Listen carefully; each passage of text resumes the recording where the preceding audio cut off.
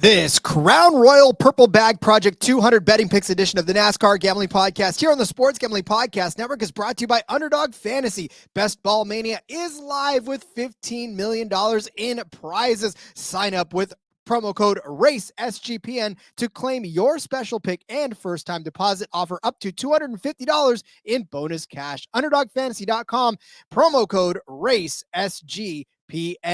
We're also brought to you by Royal Retros. Royal Retros has jerseys, t-shirts, hats, jackets, and sweatshirts from all the old school teams that you love. Use promo code SGPN for 10% off of your order today. That's code SGPN at royalretros.com. Driver, start your engine!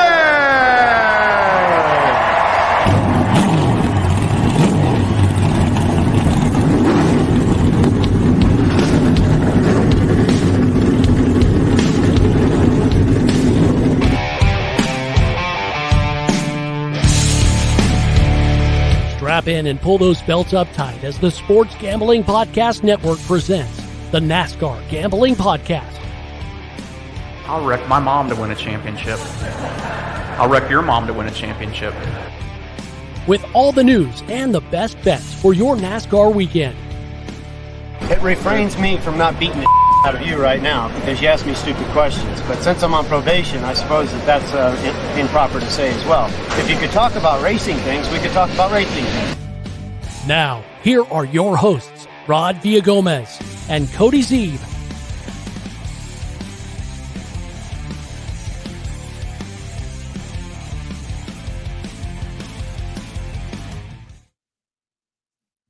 Welcome in, everyone, to another episode of the NASCAR Gambling Podcast here on the Sports Gambling Podcast Network. He's Cody Zeeb. I'm Rod Villagomez. It is still Darlington weekend. It is still throwback weekend, as you can see on the YouTube. Cody's still rocking the throwbacks. Cody's got the Interstate hat on and the Paul Menard number 27 t-shirt.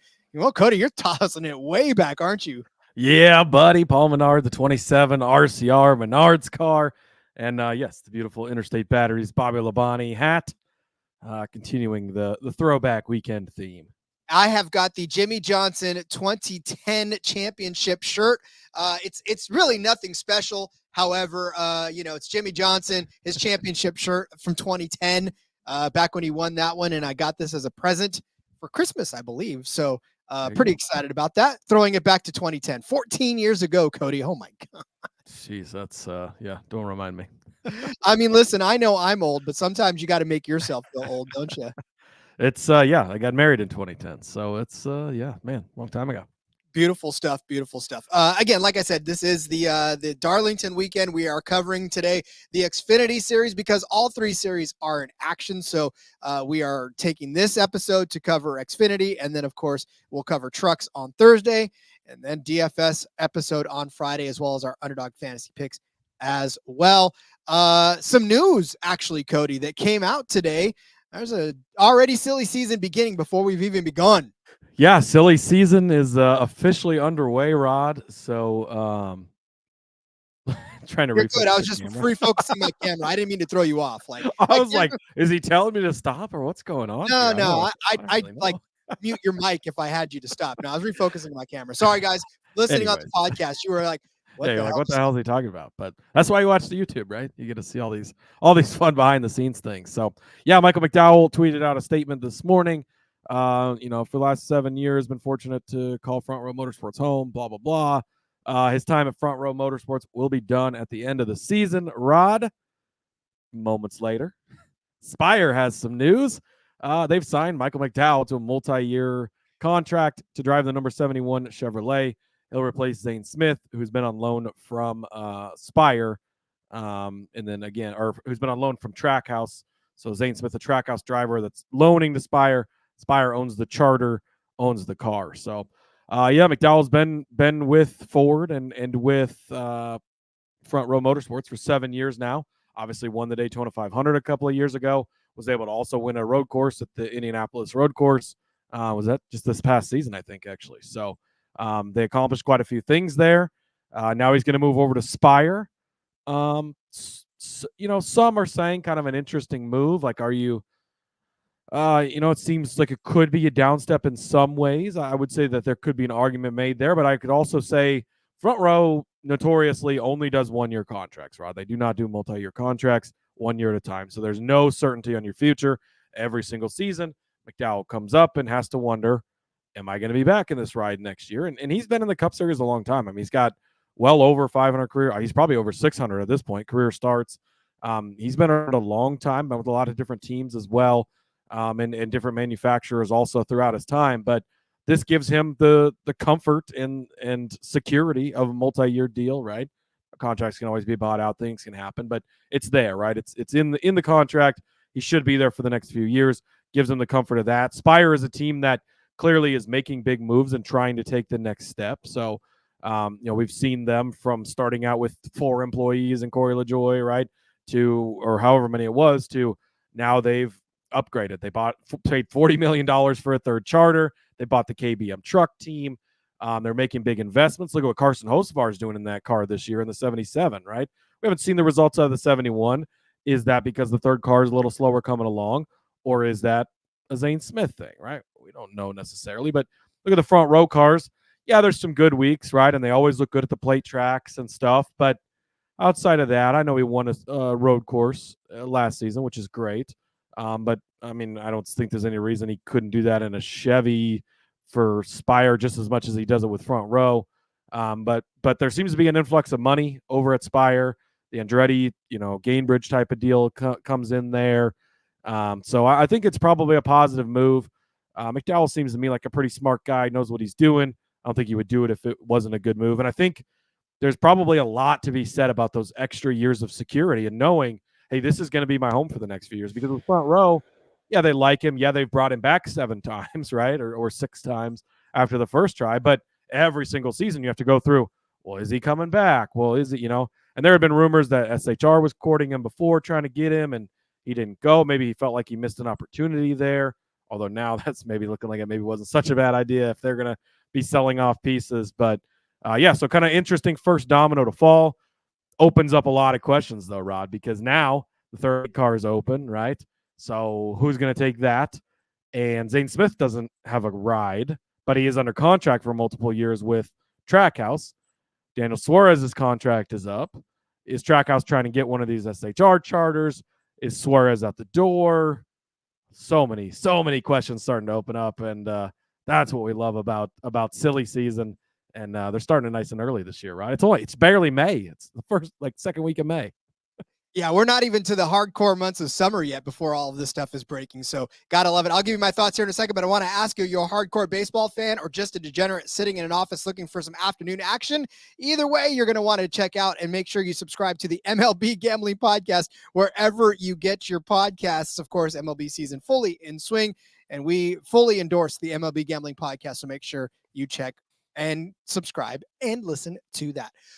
Listen, so for Michael McDowell, again, this is one of those situations where, he's not getting any younger for sure. He's one of the older drivers. I say older. I don't, again, it's just nowadays when you're watching the trucks and you see all these kids come up and then the Arca Menards and there are even more kids, like, yeah, Michael McDowell is definitely older in age, but yeah, there's some stability in Spire. And honestly, I don't think this is a gigantic step backwards like some people are thinking, because with Spire, I think he's going to get a much better opportunity week after week, like you said, with Carson Hocevar, right? I mean, and look, Corey LaJoy, for as much as we like to say that he's stacking those pennies, he can pop his head up every once in a while and do well on these Spire cars. So as much as front row, I think front row is more because he drives that 34.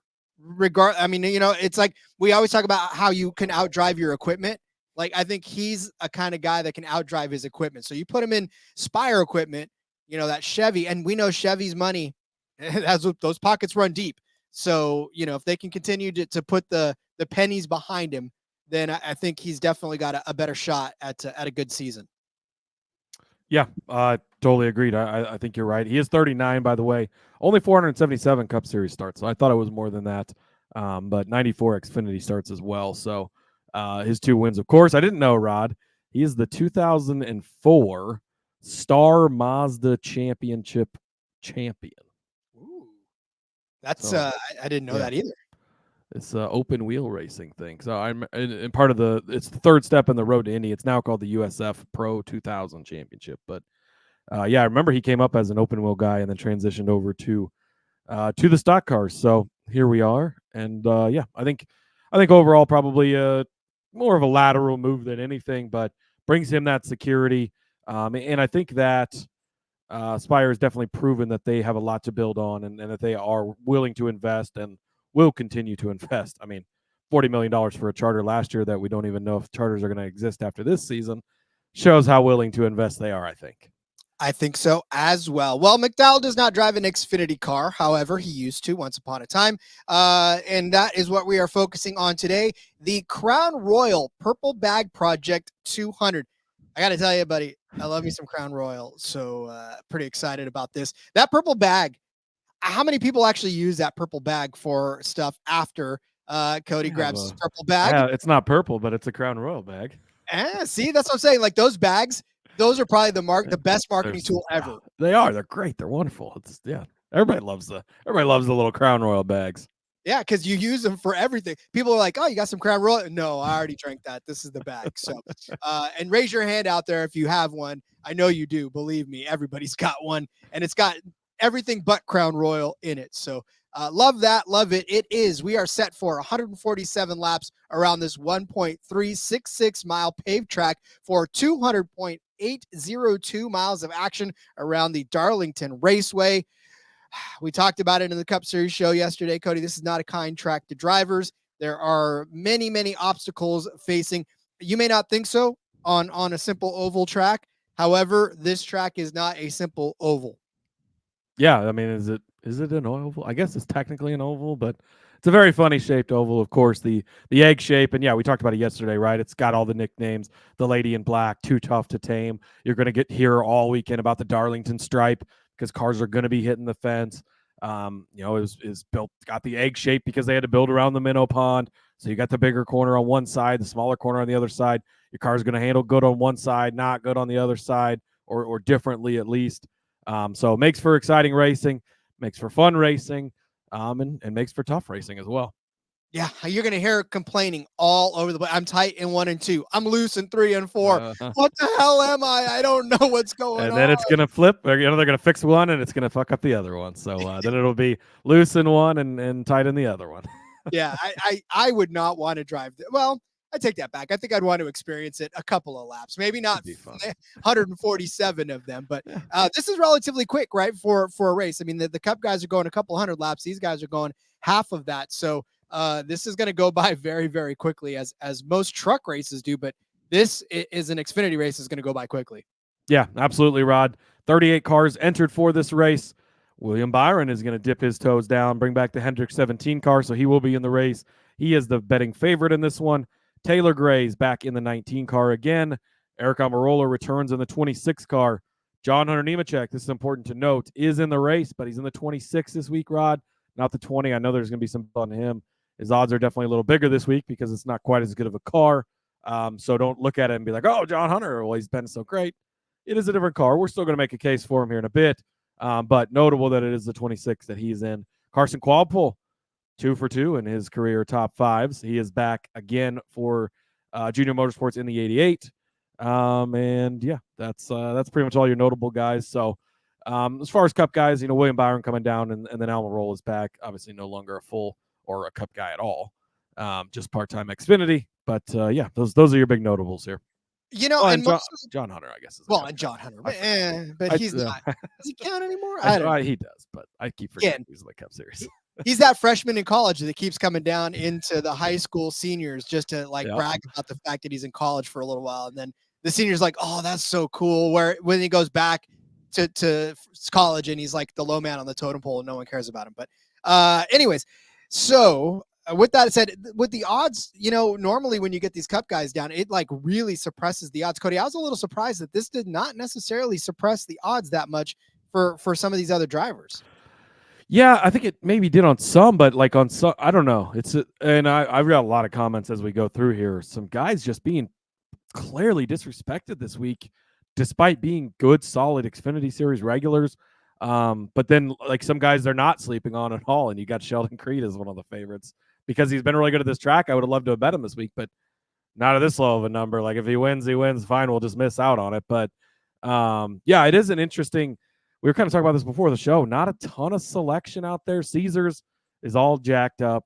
Half their shit's hiding behind the speakeasy wall. So again, if you don't know the password to the speakeasy, hit us up and we'll help you find your way over there.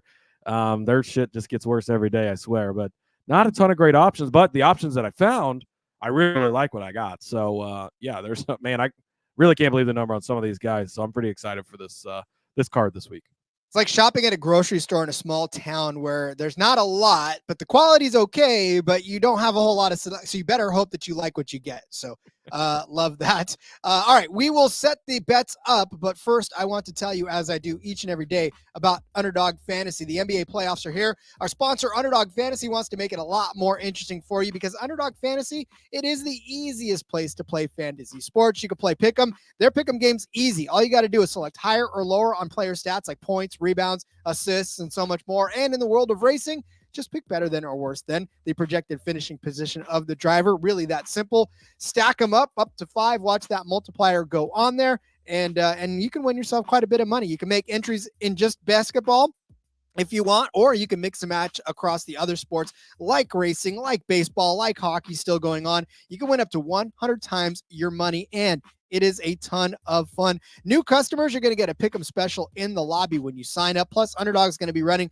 a ton of different promos, bonus cash airdrops, specials, giveaways, and so much more through the NBA playoffs. So make sure to follow at Underdog Picks on Twitter to keep an eye out. Underdog's available in 30 and more states, including California, Texas, and Canada. Plus, they just launched Champions, their player versus player format in Florida. Sign up today with the promo code RACESGPN to claim your special pick and a first-time deposit offer up to $250 in bonus cash. That's UnderdogFantasy.com, promo code RACESGPN. Well, Cody, it is that time. Let us start giving out our bets for this Crown Royal Purple Bag Project 200, which, by the way, I'm going to be out of town tonight. I think I may grab myself a Crown Royal and just celebrate this race in only a way that a Crown Royal and that purple bag can. Get you one of those purple bags, Rod. Advertising works, and this is why. Man, I wish I had some old Jamie McMurray 26 Crown Royal gear to put on for this week. That would be pretty sweet. Always loved that car. It was always a pretty looking car. All right, Rod, you know what's going to be a pretty looking car? It's going to be Chandler Smith when he gets in the top 5 this week. Plus 140. Have we not watched the Xfinity Series this year, Rod? No, they have not. I don't really know what we're doing here. Chandler Smith is in the fastest car in the series, and he is one of the best regular drivers, period. Okay, you've got William Byron in this race, right? So that's notable. Eric Almirola is in this race. I think that's notable, but do I place Eric Almirola as one of the favorites? Absolutely not at this race, I don't think. John Hunter's in the race, but he's not even in a Gibbs car, so it's going to be a little bit of a tougher road for him in the 26. I mean, yes, you've got your regulars like Justin Allgaier who can't be, relied on week to week. Like, why is he plus 140 for a top 5 this week, Rod? This makes zero sense to me. There's not Kyle Larson and William Byron and Kyle Busch and Denny Hamlin all in this race, and they're going to push these regulars out. Like, I don't get it. And I guess maybe we're looking at the last couple of races, right? He was 7th at Dover. They didn't race last week at Kansas. So 2 weeks ago, 7th at Dover. Really was unimpressive there. I mean, I was highly disappointed with him. He finished 25th at Talladega, but Rod, throw it out. It's Talladega. 15th at Texas. He led 26 laps earlier in the race. Sheldon Creed wrecked him. And then even with a shitty beat-up car, he still made it back to 15th. It's not like that was the worst day ever. But before that, 3rd at Martinsville, led 37 laps. 1 Richmond, where he led 76 laps. 3rd at Las Vegas, where he led 74 laps. 1 Phoenix, where he led 88 laps. I just don't quite understand it. You go back and you look at his track history here, Rod. Yeah, he's 12th and 36 last year. Not a bunch of great finishes here, but he wasn't in the Joe Gibbs Toyotas that are the fastest cars each and every week. This number is way off. It should not be this way. I would think by the time we get to the race, especially once we get through practice and qualifying, this number is not going to be here still. Chandler Smith is the best car out there every single week. and right now I would say the best of the regulars each and every week. So I don't understand why this number's so big. Absolutely love this for Chandler Smith, a plus 140 for a top 5. Yeah, and again, for Chandler Smith, too, like pianos don't fall out of the sky on him nearly as often as some of these other drivers as well. So he manages to keep himself, and even when he has a start in the back, he still has fast enough cars to jet all the way to the front, whether that's through some sort of strategy or just his pure speed alone. We've seen Chandler Smith do it. Yeah, that's a great point, too. I don't care where he starts this week, Rod. If this number goes up, I will be betting it again. I mean, if he has a bad qualifying run or doesn't look that great in practice, I don't care because he is a fast car. He's a great driver. I mean, everything has been set up for them this season. Couple of rough weeks here, yes, but some extenuating circumstances, being a super speedway, being a wreck. You know, Dover was just disappointing, but Dover is kind of its own animal. It's different. Darlington also its own animal and different, but he looked strong at Las Vegas earlier this season, which is the other intermediate besides Texas. He got in the wreck at Texas. So, yeah, I'm not worried about Smith at all. And I think this is a way overreaction to a couple of things happening over the last few races, and time to take advantage of this and look back and laugh, hopefully on Sunday night or Monday when we're recapping this and, we've cashed it. Yeah, well, if you consider a 7th place at Dover disappointing, I'm sure. And then, of course, that 37th start at Martinsville into a 3rd place finish, one of the things for sure. All right, my first bet is going to be young Jesse Love. We're going to take him in a head-to-head this time because I'm not quite sure where I want to put him in the running order, especially with guys like Byron in the mix, especially with guys like John Hunter in the mix. Like, I can't guarantee that he's going to be a top 5 car, so I don't want to take that stab. I know that you're going to make something there in a little bit, right? So, no, I took it. I had his top 5 in here, but I changed it because I agree with you. I think he'll be maybe close. And his number's not bad. You got to fix your graphic, Rod. Sorry if I messed it up. But yeah, but I agree with you. I think he's going to have a good day. I think he's going to be in competition for the top 5. But I found a different top 5 that I liked a little bit more. But I like this bet instead of doing the top 5 because I feel you're not going to have to be top 5 to cash the bet that you have. Yeah, exactly. So I'm going to take Jesse Love over Brandon Jones. This is at minus 110. I know it's not as sexy as a top 5 number, but again, I don't need to worry about what position Jesse Love finishes in because I still think whatever that is, he's going to finish better than Brandon Jones. Look, Brandon Jones, since he's been in this 9 car for Junior Motorsports on Darlington as an Xfinity driver, great starts. Right. He started on the pole in 2022. Well, that was in the 19. He started in 11th place in 2023, finished 34th after he crashed out. Again, a common theme with Brandon Jones, just getting himself in the wrong place at the wrong time. In 2023, in the fall, he started 8th, finished 14th on this. His average finish on this track and it's not as if he's been in terrible equipment either in his entire career. He was in the Joe Gibbs 19. That's what I'm saying. He was in the Joe Gibbs 19 car. Right, for the most part, and the 9 car in Junior Motorsports, and the 33 RCR before that, yeah. he's always been a good equipment. Exactly. His average start 14.5, his average finish 14.8. He is literally starting and finishing right around the same place. Now he does have a win here, but he's only got 5 top 10s in 12 career starts on this track. Not a strong track for Brandon Jones. Not a strong season for Brandon Jones either this year. His average finish 18.4. His average start 12. Again, not finishing where he started. He's only got 3 top 10 finishes in 10 starts. You want to look at Las Vegas? He did have a top 10 start. He finished 9th in Las Vegas. That's fine. Martinsville, though, he started on the pole. Hey, stop me if you heard this one before. Crashed, finished 27th. And then Dover started on the pole. Oh, guess what? Finished 19th. Didn't get the finish that he wanted out of Dover as well. So not a great start to Brandon Jones' season. However, you flip that page to one Jesse Love. Jesse Love finished 24th in Dover last week. There's no way that he's going to cash this head-to-head over Brandon Jones. Oh, wait.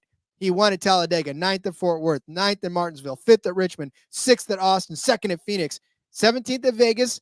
I'll give him a pass. He was still learning how to race. But, boy, once he figured it out in Phoenix, everything else clicked from there. Average finish this year, 10.5. Now, his average start is 6.8, so you can basically say, but Rod, you just said he never started. Well, yeah, but when you're starting 6.8 and you're finishing 10, that's a little more forgivable than when you're starting 14th and finishing 14th, or starting, 12th and finishing 18th for Brandon Jones. Most certainly getting behind the Love train here, because again, he's just shown that 2 car was actually fast. It wasn't just Sheldon Creed that made that car fast. So, and in some cases, Jesse Love made it faster. So I'm going to take Jesse Love over Brandon Jones. This could be an 11th and 13th place finish for Love finishing over Jones. I don't have to sweat it. As long as that hits, I'm cashing. Yeah, like I said, I really like this one, and I was trying to find a way to get in on Love, so I'm glad that you did. I think that he's really proven it this season. And with Jones, as much as I love him, as much as he can pop up and have a good run here or there, he's so inconsistent that it makes it easy to bet against him when it comes to the head-to-heads. Yep. So definitely love in this situation over Brandon Jones. You know what else I love? I love old school stuff. Why? Because I am old school. And if you're looking to prove that you know ball, what better way than to showcase your old school fandom than with some old school gear from a classic team? Royal Retros has jerseys, t-shirts, hats, and jackets, sweatshirts, and more from the vintage sports leagues and teams that you know and love. You like the Dirty Bird, you like the Orange Crush, or the Sack Exchange. All make for sick jerseys for real fans. Oh, look at, I already picked 3 that I like for this graphic. Look at the San Francisco Seals jersey up there. The Barcelona Dragons from the World Football League. Get out of here. Sacramento Gold Miners from the Canadian Football League. Woo, those would look so slick on me, on you, on anything. Look, find all those retro jerseys that you like. Plus, they've got some old school Arena Football League stuff. They've got some old school UFL stuff, USFL stuff, XFL stuff. So much stuff on there. And again, if you love rocking the old school stuff, you're going to love Royal Retros. If you use promo code SGPN, you're going to get 10% off of your order today. That's code. And this is perfect for throwback weekend for Darlington, right? All these retro jerseys and all these retro hats and everything. Make sure you hit there. That's code SGPN at royalretros.com to take 10% off today.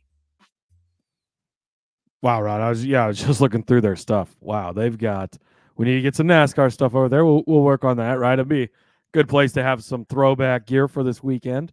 But man, they've got all sorts of stuff that's old school. So I think I'll be doing some shopping later now.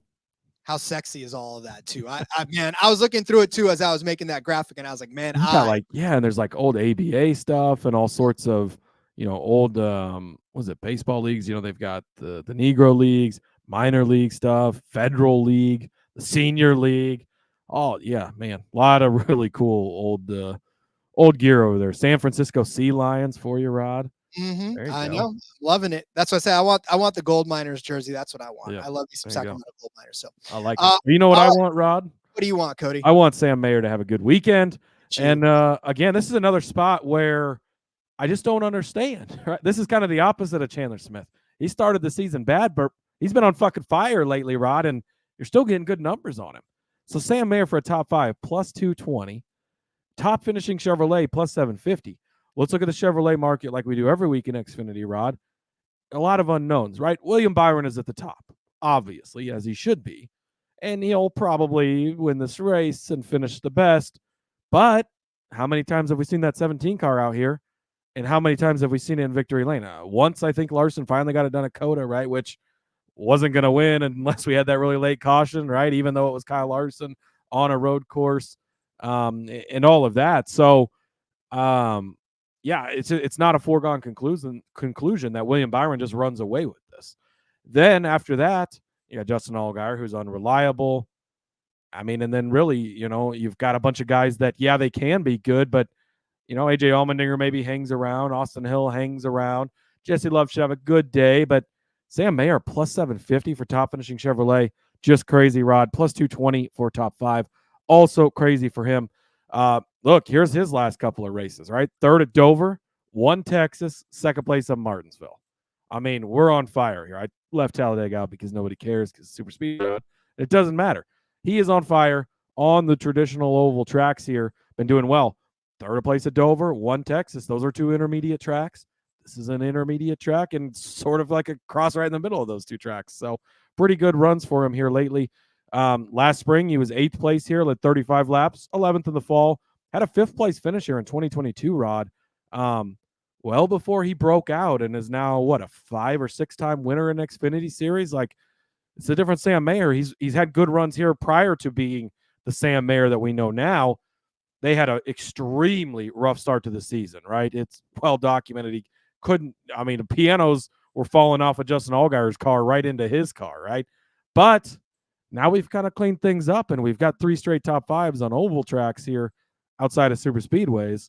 3 straight top 3s actually with a first, second, and third. So I don't understand why Sam Mayer is being slept on this week. I think you're getting really good numbers here for his top 5 at plus 220, top finishing Chevrolet at plus 750.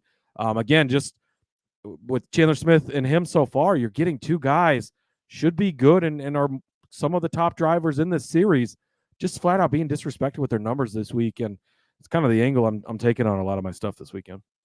So I want you to make sure that you blink if you're okay, because you are endorsing a junior motorsports driver today as well. So okay, good. He's okay. Everybody, he's okay. Perfectly fine.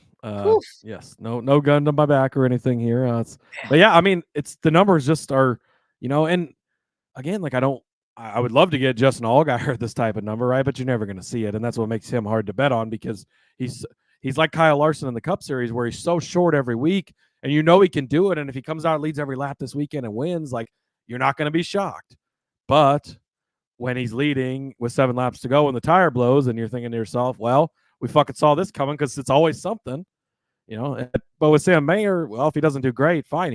There are bigger odds anyways, but he could also come out and lead every lap this weekend, and I wouldn't be surprised. So, I think you're getting really good value here on Mayer. I concur. Well, you talked about trying to get Justin Allgaier in there, especially as a top 5 car, because guess what? There's no top 10s. But look, Justin Allgaier's number for a top 5 finish is at plus 130. Cole Custer's is at plus 160. So I'm going to sweeten the pot, because I think both of them will be inside of the top 5 at the end of the day. And I'm going to put both Cole Custer and Justin Allgaier inside of the top 5. This is at plus 220. Is it a gigantically big number compared to what you getting to bet either one of them? No, but I will tell you right now, it's still better of a number, because I think both of them are going to end up finishing inside of the top 5 here. Look, I'm going to read you off these guys' stats at Darlington, and you're going to go, wow, but then you're going to go, but Rod, Cody just told me that Justin Allgaier is inconsistent, and I know he is. I get it. It hurts, but it's gambling. It's betting. It's not, a sure foregone conclusion. You're going to have some risks and take some chances, but the reward will be better when it actually pays off. At Darlington, for Justin Allgaier, I'm going to go back to the 2020 season, and where he finished 3rd in the first race of that 2020 season. He finished 31st in the second race, so not good day from there. But anyways, he won the 2021 race in the spring. He finished 6th in 2021 in the fall. He won the spring race in 2022. Noticing a pattern here. He finished 4th in the spring, or in the fall race rather, and then he won, or 2nd place in the spring race of 2023. So if we are keeping track, that is 3 top 2 finishes in the spring race on this track. 7th place finish in 2023 in the fall. Now, this is not like the Cup race where there's a different distance between the spring and the fall. So you can sort of take all of these and lump them all together, because they're all 200-mile races around this track in Darlington for the Xfinity Series. So still, again, that's a lot of top 2 finishes within the last few seasons. Overall in his career, 13 top 10 finishes in 17 starts, 7 top 5 finishes, an average starting position of 9.3, average finishing position of 8.2. Translate that to this season, it's not the same. And I understand that. His average start, 10.6, average finish, 16.2. He finished 17th last week at Dover after starting 3rd. He led 39 laps in that race. Probably should have been in the mix for the win, right? But he wasn't, unfortunately, at the end of it. And then you talk about what happened to him in Phoenix, right? Dude had a lead. Dude could have won. And then piano falls out of the sky. Starts 59th, leads 52 laps, and that one finishes 28th. However, I'm going to point to a couple of tracks that I think don't necessarily comp, but Martinsville started 5th, finished 5th. Fort Worth, right, in Texas, started 6th, finished 3rd. He can do it. He's capable of doing it. He's capable of winning any single race that you put him in and any track that you put him in. The question is, can he do it? So that's the only thing that you're sort of hanging your head on. Now, as far as Cole Custer is concerned, This dude is money on this track. His last 3 finishes have all cashed this bet. He won in 2019. He finished 3rd in 2023 in the spring, and 4th in the fall of 2023. He has got 4 top 5 finishes in 5 starts. The only one in which he did not finish inside of the top 5 was his very first start here in 2017, where he promptly ended up starting 4th and finishing 9th. Still a top 5 start, though, in his first start here as well. For Cole Custer, a little more consistent this season. Average start 6, average finish 7.8. He did finish 5th at Dover. He finished 5th at Texas. He finished 8th at Martinsville after starting 2nd, but he led 27 laps in that. He was a fast-ass car. He started on the pole in Phoenix, finished 5th, started on the pole in Las Vegas, and finished 2nd. Cole Custer may not always be in line to win a race, but he sure as hell is a top 5 car, a lot like what we were talking about with Austin Hill, although Cole Custer's cashing this more. 5 top 5s in 10 starts. Half the time he's doing it. I think this is one of those other half of the time that he's going to do it. So put these both in the top 5 at plus 220. Yeah, I don't love it, but if the chalk hits as it, if race goes as it should and the chalk hits, these guys should easily be in the top 5. Both should be competing for this win. Both could easily win this race. So, looking back, it might be like, wow, look how easy that was for sure, Rod. One that I think could be easy as well, as much as Caesar's, user interface sucks, at least they're giving us a nice head-to-head matchup here, Rod. They have got Chandler Smith versus Austin Hill, and Chandler Smith is at even money, plus 100, Rod. These things do not go together. This is not, again, what? I mean, did somebody just get hired, like, within the last 3 weeks, and they're like, well, this Chandler Smith guy sucks. And they're like, I just don't understand what we're doing here. Why are we disrespecting this guy? Look, the Austin Hill thing is the same thing as every other week, right? He's going to be in contention for a top 5 at the end of the day. I think he's like plus 150 for a top 5, which is basically the same number as Smith. That's why Chandler Smith's on here, but Austin Hill's not, because how do I not take Chandler Smith at that number over Austin Hill? But Austin Hill's going to be hanging around. He's going to be in the top 5 at the end. He's going to, have that chance and be somewhere in that range. But this is Chandler Smith. We already talked about this, Rod. Absolutely disrespectful. These guys should not even be matched up together. I'm very shocked at this. You go back and you look through the entire season. If you want to throw in the 3 super speedways in COTA, then yeah, the head-to-heads look pretty even, and Austin Hill's got more wins and all this. But Rod, super speedways are a different animal. It's a different story. We have to take those out. We can't take them into account for this type of racing. And the road course take out as well. So if you just use the 6 oval tracks that we've been on, non-super speedways and road courses this season, 5 out of 6 times Chandler Smith has beat Austin Hill. The one time he didn't is at Texas, where he got wrecked by Sheldon Creed and still ended up finishing 15th, which wasn't even a bad day. But Chandler Smith beat Austin Hill in all 5 of the other races. This one isn't even close, Rod. As much as I love Austin Hill, as much as Austin Hill's probably going to finish 5th or 7th or somewhere in that range and just be hanging around at the end of the day like he always is, Chandler Smith should be one of the better cars. He's going to have a chance to win this race. He might even win this race, and he shouldn't be matched up against Austin Hill, especially not at even money. I mean, if you're going to match these guys up, it should be Chandler Smith at like minus 140. A couple other books do have this matchup, and Smith is anywhere from minus 110 to minus 120. So Caesars is the place to go to get this one. Another one I'd probably get in on earlier in the week, because I think we're going to be looking back and be like, can you believe they even gave us these? So, yeah, Chandler Smith over Austin Hill on Caesars plus 100, Rod. I mean, it's tough. And again, because Austin Hill, especially on this track, right, he does have a 2nd place finish. He does have a 4th place finish, a couple 9th place finish, and a 10th place finish. But it just, I don't know. Like, this season's Austin Hill is not looking like the kind of guy that you can count on for those type of finishes. And like, I mean, yeah, he did have a couple of misses, right, where we were on him. But I still expect him to be fine, and maybe he is 3rd or 4th place. But Chandler Smith is going to be 1st or 2nd place, I think. Like, Chandler Smith is going to be more have a chance for the win than Austin Hill is, and he's the way faster car. I don't think that there's really any competition as far as that goes, and these are just 2 guys who shouldn't be matched up together, especially at this price. I concur. Yeah, I did. I was looking at that one too, and I was like, "Ooh, that's good." And then you put it in there. It's like, oh, okay, good. I'm glad he got that in there. All right, John Hunter Nemechek. We talked about him at the opening of the show. He will be driving the 26 Sam Hunt racing car, SHR. Nope, just kidding, Sam Hunt Racing. But listen, I think he's still talented enough. And this will be the first time that he started in anything other than the 20 car in the Xfinity Series. All of the starts that he's made so far this season has been in that Joe Gibbs 20 car. Of course, we know Eric Almirola's in that one instead. But John Hunter Nemechek, he's still got enough talent to get a top 5 finish. And at plus 225, this is one of those things where last season, right, when he was a full-time Cup driver or full-time Xfinity driver, you would have never gotten a top 5 at plus 225 for John Hunter, no matter who was in the field. So this is one you have to scoop up while you can.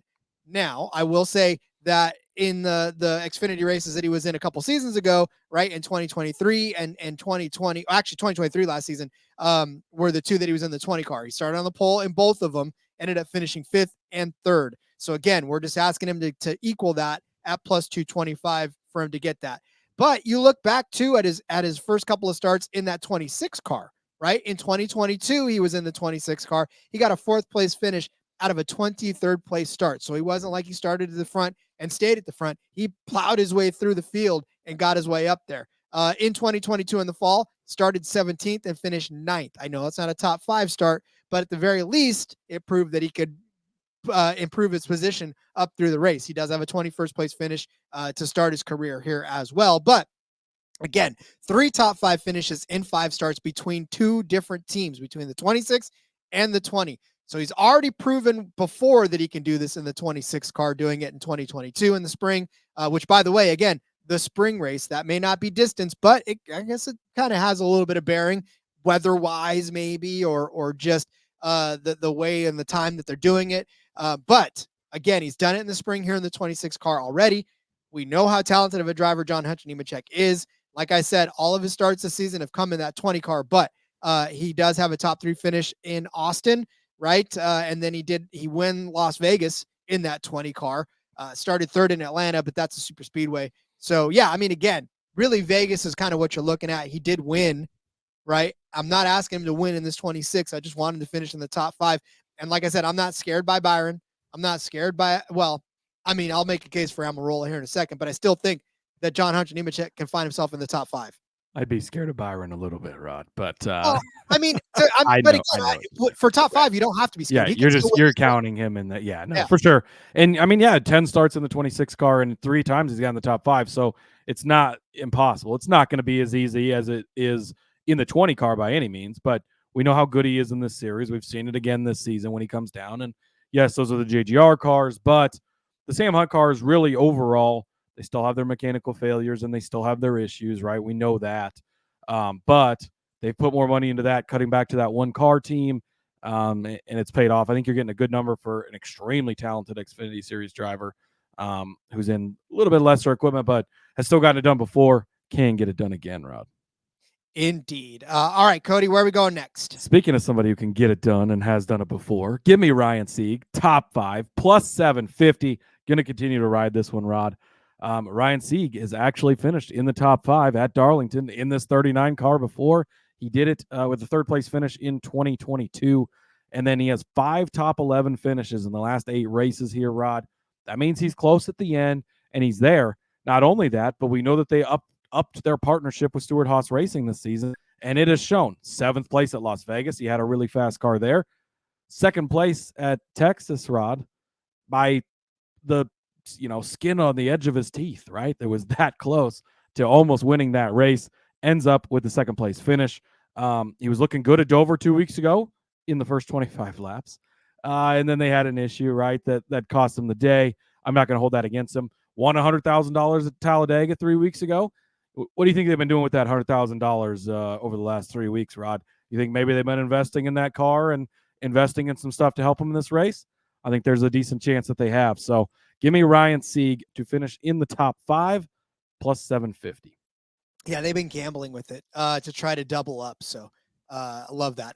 Just kidding. All right. Yeah, I mean, Ryan Sieg for that plus 750 is a gigantic number. So if that ends up hitting, that's like Carson Kvapil money again. And you'll notice that I don't think any of us are actually bringing up Carson Kvapil. It would not surprise me if he went out. Top 5 it's juicy again. There's a lot of juicy top 5, and that was the problem that I ran into because I've already given out Chandler, I've given out Mayer, now I'm giving out Sieg. I mean, obviously, probably not all of these are going to hit, but you're hoping that some of them do. But I like the Love one. I like the Quad Pull one. Like, there's a lot of good top fives you can get invested in this week. So, again, it's a buffet. Make your proper selections, is to not overstuff yourself and pay for it later. But you got some good choices here. Yeah, that's funny. Go back to the betting or the Cup episode, and you'll get that reference for sure. But yeah, I absolutely. figure if they're listening to the Xfinity show, they probably listen to the Cup show, Rod. I would hope they would. So, all right. Well, let's crowd that top spots even more. And I'm going to go ahead and toss in Eric Almirola as a top 3 car. And I know what you're thinking. I mean, again, this is sort of a one where you're like, well, but it's Eric Almirola. But dude, in that 20 car, like, he has actually looked really fantastic. And we were just talking earlier about that 20 car being fast with John Hunter Nemechek in it as well, winning races and finishing inside of the top 5.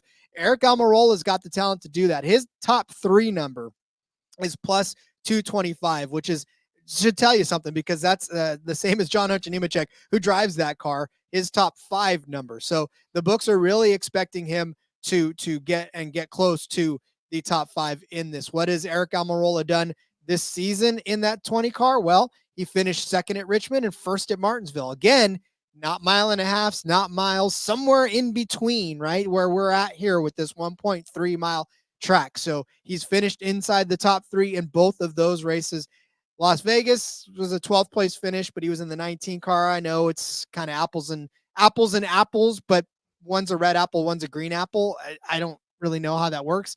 But Phoenix started 8th, finished 31st. Of course, he did crash out of that race as well. So we know he's fast, and we know that he is good enough to do it. And we know that he's running part-time, which means he doesn't necessarily need to worry about points. Strategy can come into play in this to get him somewhere around where he needs to be. So for Eric Almirola, top 3 number at plus 225, I really like it. Again, his top 5 number was not somewhere where I was looking at. Where am I looking at right now? Eric Almirola plus 120 for a top 5. That just doesn't seem like good enough value to bet on it. However, I do think his top 3 number at twice that, and it's going to probably end up being there at the end. Like I said, won it and was in second place over the last couple of races that were of tracks that are not normal size. So yeah, give me Eric Almirola, top 3 finisher at plus 225. Yeah, I think if you're going to get on Almirola, top 3 probably is the way to go. If he's going to be top 5, you're hoping to be top 3 for sure. He was a guy I wanted to bet on this weekend, but I couldn't really find any good ways to get in on it. So I think that is a good way, Rod. A pet that I absolutely love this weekend. I'm going to take a page out of your book, go for the winning car number. Winning car number on Caesars, odd, Rod, minus 135. A little bit juiced up, yes, but you only pay the juice if you lose. Rod, odd cars in this race. William Byron is in the 17, right? He's already the favorite. Justin Allgaier is the next favorite. He's in the 7. Chandler Smith is in the 81. You could stop right there. If you're just giving me those 3 guys at minus 135 to win this race as an odd-numbered car, okay. But why stop there, Rod? Sam Mayer could win this race. He's in an odd-numbered car. Brandon Jones, it's an outside chance, but he's capable of winning. We know that, right? Josh Williams, you could toss him in there if you want to. Taylor Gray, maybe he gets it done. He's going to be in the 19 car. Austin Hill, we know he's capable of winning in an odd car, Rod. You've got a Jeb Burton in there if you want it. Fine. Ryan Sieg, I just made the case for him top 5. It probably would have to be something crazy like the end of the Texas race, but, well, that was only 2 races ago where we saw something crazy at there, 3 races ago, whatever, something crazy at the end of the race there. You could toss him in there, right? You get Kyle Weather. Okay, maybe we're going a little bit too far there. But again, like, you're getting the big 3 here, which should be, in my opinion, should be the 3 favorites to win this race. Now, they're not according to the betting odds, but William Byron, you're getting him, which is huge. You get Justin Allgaier. Again, this is a safe way to bet on Allgaier without having to bet on Allgaier. And you get Chandler Smith. Then you toss in guys like Sam Mayer and these other guys too. Austin Hill being included in that. Really, like, when you look at the even side of things, Cole Custer could burn you for sure. Eric Almirola, Sheldon Creed. I mean, they could do it, sure. Can John Hunter win in the 26? I don't know. Is Sammy Smith? You're not really worried about him. AJ Allmendinger. I mean, like, when you look at the other side of things, yeah, there's some guys who could get it done for sure. Riley Herbst could win, but man, there's just so many more on the odd side of this, and you're getting the big 3 top dogs in this side. So yeah, I don't care that it's minus 135. Only pay the juice if you lose, Rod. Winning car number odd over on Caesars. Well, and honestly, that is all that you need, to be honest with you. If there's one car or one bet that you need, this is probably the one, because I agree with you. The winning car number is going to come from the odd side of the world, and it's just a matter of which one of those guys is going to be it. You pick your poison at that point, and I think we've picked the poison of 3 of those, in fact. The 2 of them. Well, yeah, I mean, well, really, so we're going to sort of end up one creative, but we're going to end up with 4 outrights here, and they're all odd-numbered cars, Rod. I think that, sometimes it's like you could bet some even guys and then hedge with the odd side of thing, but I think we're so confident in odd-numbered cars this weekend that we're all in on, okay, hold on. Actually, every single bet that I've given out and will give out is on an odd-numbered car this week, Rod. So that is eerie. There you go. I rest my case for honorable mention, too, for Jesse Love on the even side of things. I didn't mention him, and I feel like I should, because I think there's an outside chance he could win as well. But again, odd number side is much more loaded. I agree. And in fact, the odd number side on the lower half of the spectrum is completely loaded too. So this number, I'm going to go with my winning car number, because that's what I do every single week. And I'm going to continue to do it until we stop getting listeners and they're like, stop doing it. So I'm going to take the winning car number, but I'm going to take it under 16.5. This is at plus 145. It's plus money for under. And the reason that it's plus money for the under, all right, is because William Byron sitting there in the 17. However, say again? And Chandler Smith. Yes, those 2 are sitting above the cut line at 17 and 81, right? William Byron, the favorite to win this at plus 300. And then we'll talk about Chandler in a second. But the thing of it is, right, and William Byron's the only favorite really that's under or that's over this number that's below Justin Allgaier, who is in that 7 car.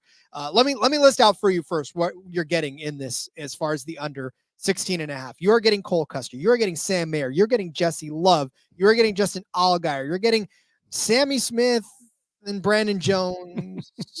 But that's really honorable mentions. Honorable mentions. But the heavy hitters in there obviously are Cole Custer, Sam Mayer, Jesse Love, and Justin Allgaier as well. Those are some very, very heavy hitters in this. And Justin Allgaier alone makes a plus 145 almost worth it in this instance. But if you do get Cole Custer, who, like I said, has been like a 2nd place car, has been a 4th place car, he's been right in the mix almost all of these races and all season long, then, that's where you're at. There's a lot of heavy hitters on the other side of this too, a couple of them.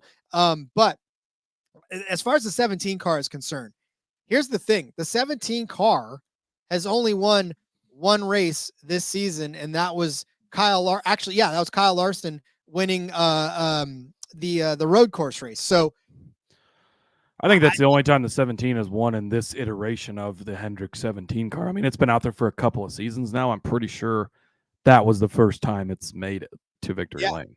Yeah, it's not. This is not a car that you can count on winning each and every week. So it's a matter of, do you really think that this is going to be the car that actually wins this race? And I don't. I mean, I've got something to say about it later on, but by the same token, like, let's look at the 17 car finishes this season.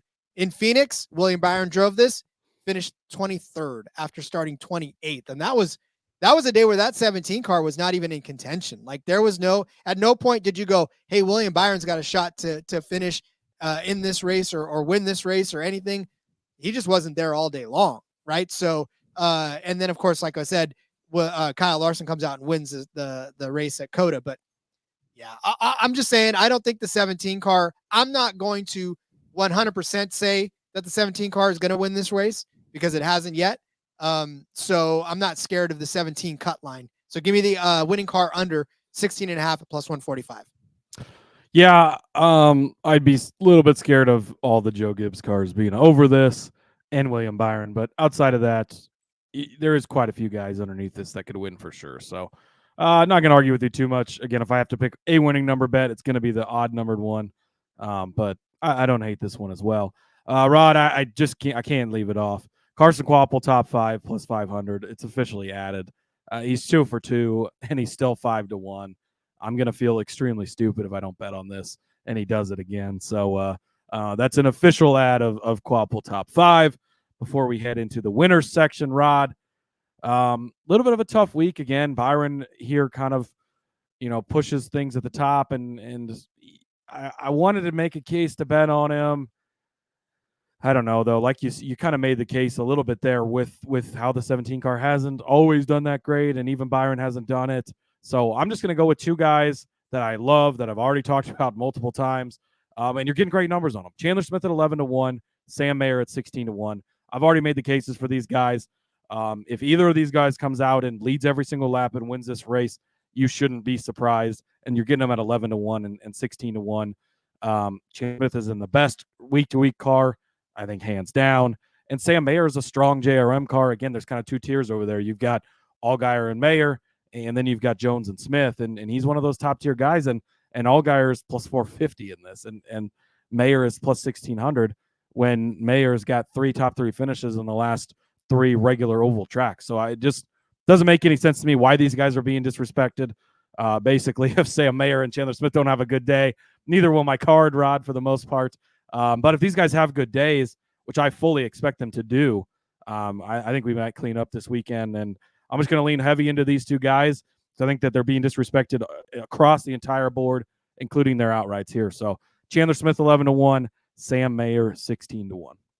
Yep, I can't argue with you on either one, except to say that maybe my love for Sam Mayer and my love for JRM may be clouding my own judgment. But I will leave it at that. I like Sam Mayer at 16-1.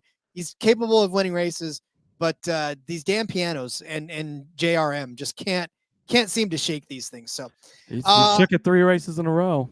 Yeah, he did. But we'll see if that luck lasts 4 in a row. All right. My is going to be, again, my love for JRM clouds my mind, but I'm going to take Justin Allgaier to finally punch through and finally end up winning a race that he is fully capable of winning. Just Justin Allgaier on this track, right? He has won. He won in 2022, 4th, 2nd, 7th. He's been in the mix, and if I think he's going to be in the top 5, I think he's going to be in contention for the win. I already talked to you earlier about his finishes this season and how it basically makes you to where you feel very yucky placing this outright bet on him. And I get it. His outright is at plus 450.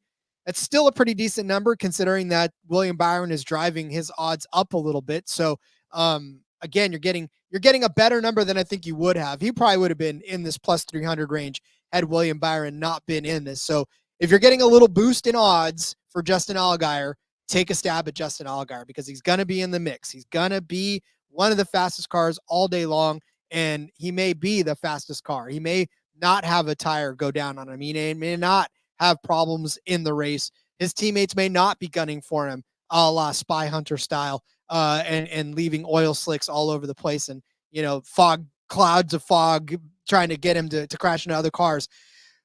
If any of that stuff doesn't happen to Justin Allgaier, I think he wins this race plus 450. I also did we don't parlay very much on this. In fact, I'm watching the Pirates of the Caribbean movies. We should do it more, Rod.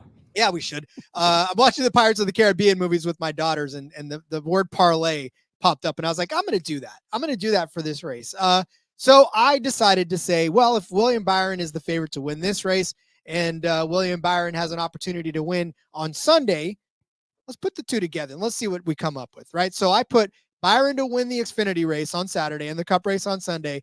You're going to get plus 3,500. You got 35-1 on Caesars for him to do the weekend sweep. Do I think it's going to happen? Nah. Is it fun to try to root for it? Yeah. At 35-1, if it hits, are you going to be mad? No. So again, this is one of those DGen only type parlays where William Byron taking the weekend sweep at 35-1, I feel like is a pretty fun. I mean, again, if he's the favorite to win this, and if he does, then you'll be happy because you're holding one half of it now. And then if he comes out and actually does well and wins on Sunday, then you got the other half and you're eating steak. Yeah, I mean, really the way to look at it, he's the favorite to win the Xfinity race. So if he's, the favorite and if he ends up winning, now you're earning a 35-1 for William Byron to win the Cup race on Sunday. So I think that you're getting a pretty solid deal there. And why not? We've seen the sweep happen time and time again, Rod. No reason it couldn't happen again this weekend, and he's very capable of it, and he's the favorite in the Xfinity race like he should be, and he's the defending race winner in the spring here at Darlington as well in the Cup Series side of things. Yep. So again, not necessarily a long shot without legs. It most certainly has a small shot at cashing. So, which is why it's 35-1. But still, how much fun would that be? All right, everybody, get out your pen and paper. It is time to go over the bets. And of course, for those of you watching on YouTube, it is time for that beautiful purple Crown Royal purple bag logo to flash on your screen and for our bets to be on the screen. All right, Cody started you off with Chandler Smith as a top 5 car at plus 140. I gave you Jesse Love to finish better than Brandon Jones at minus 110. Cody gave you Sam Mayer as a top 5 car at plus 220. Added on top Chevy at plus 750. Sorry, I think I must have missed that. That's not on the graphics, so make sure you're listening. I gave you Cole Custer and Justin Allgaier to both finish inside of the top 5 at plus 220. Cody gave you Chandler Smith to finish better than Austin Hill at plus 100. I gave you John Hunter Nemechek as a top 5 car at plus 225. Cody gave you Ryan Sieg as a top 5 car at plus 750. Added on Carson Kvapil as a top 5 car at 5-1 as well. Again, not on the graphic, but part of the official betting card. Eric Almirola was my next one for a top 3 car at plus 225. And then Cody gave you the winning car number odd at minus 135. I said that the winning car number would be under 16.5 at plus 145. Cody gave you Chandler Smith at 11-1, Sam Mayer at 16-1 to win the race. I said Justin Allgaier would win at 4.5-1 and tossed in a William Byron to win the Xfinity race and Cup race at 35-1 to win this Crown Royal Purple Bag Project 200 at the Darlington Raceway. This is why it pays to listen, Rod, because I like to change my mind and mess up your graphic. I mean, I put so much time and effort into typing all this stuff, and then all of a sudden I'm reading and it's wrong. I'm just kidding. Yeah, sorry about that. But that's the nature of this beast. Shit happens. It's a living, breathing show. So we're doing this graphic for those of you who asked that wanted this reference graphic. So again, hope you listen to the show because I do go over them at the end and make sure that I get it right. So. All right, Cody, all that's left is to send these cars out to practice and race and have some fun, and hopefully we can cash some bets off of that. Yes, sir. I'm excited. Again, heavily invested in these two fellas, but I feel very confident in being in behind them, and I think we're going to have another good Xfinity race like we do pretty much every week. Yeah, I mean, the Cup race is always such a crapshoot most of the time, but these trucks and Xfinity races are where we cut our teeth, so having a lot of fun doing that, and glad the Xfinity race is back, and glad we got all 3 series back in action. Me too. All right, Cody. Well, then, as we ride off into the sunset and allow others to do the same, why don't you let everybody know where they can find you outside of the gates of this house we got going on? Yeah, follow me over on the X at Husker_Zeeb. You can find all my stuff there. Tomorrow morning, which would be Thursday morning, should have a underdog article coming out for sportsgamblingpodcast.com. with some Cup Series underdog plays I like over there. So make sure you're checking that out. And you know what, Rod? I might toss in an Xfinity play. I know we're gonna talk about probably some Xfinity on the show later this week, but I'm gonna toss a bonus Xfinity one in there. So make sure you check out that article. A lot of you guys are reading the articles every week, so we appreciate that. And yeah, be back tomorrow on trucks. We got all 3 this week, Rod. Been a few weeks since we had all 3. I love it. It is absolutely my favorite when we've got all 3 series. So another betting show tomorrow. Can't wait to do it all over again. Cannot wait to do it all over again. Follow me on Twitter at RJ Villagomez. Link in the bio, everything I got going on, whether it's here, whether it's Sportsbook Review, whether it's in between media, all kinds of crazy stuff going on. Just make sure you're following me there and keep up with it. We'll see you guys tomorrow with our truck episode and then later on in the week for DFS. So until then, everyone, let's go racing and let it ride.